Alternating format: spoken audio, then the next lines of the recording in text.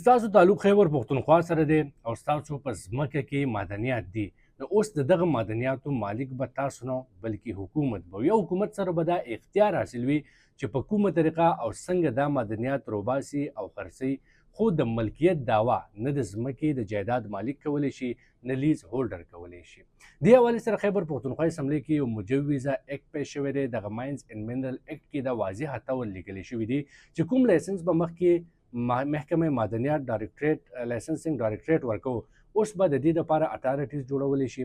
لایسنسینګ اتارټي یو به هغه اتارټي وي چې کوم به د غټو منصوبو د مایننګ یا د لیز ورکولو اختیار لري، او بل اتارټي به هغه وي چې کوم به د وړو منصوبو لایسنس ورکوي. دغه دواړه اتارټي به د وفاقي حکومت فیډرل منرل وینګ تجاویز باندې عمل درآمد کوي.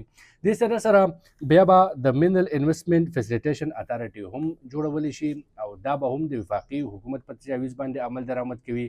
هم دا وجه ده چې دغه اتارټیز به د وفاقي حکومت په تجاویز باندې عمل درآمد کوي. نو اپوزیشن وایي چې خیبر پښتونخوا حکومت د صوبې وسایل وفاق ته ورکوي او د دې په بدله کې د عمران خان د رهایي دپاره ورسره ډیل کوي. بل طرف ته د پی ټی آی ځینې کسان هم د دې بل خلاف دي او وایي چې دا د 18 آئیني ترمیم خلاف ورزي ده.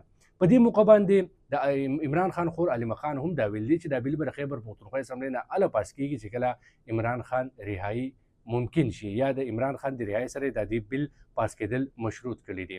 او د خیبر پښتونخوا وزیر اعلی وایي چې دا بل موږ اصلاحات کوو د هغه غیر قانوني خلکو خلاف کوم چې په غیر قانوني توګه باندې صوبې نه معدنیات وباسي. موږ دا هر څه لیګل کوو او دا اصلاحات چې کوم دي دا د صوبې په ګټه کې دي.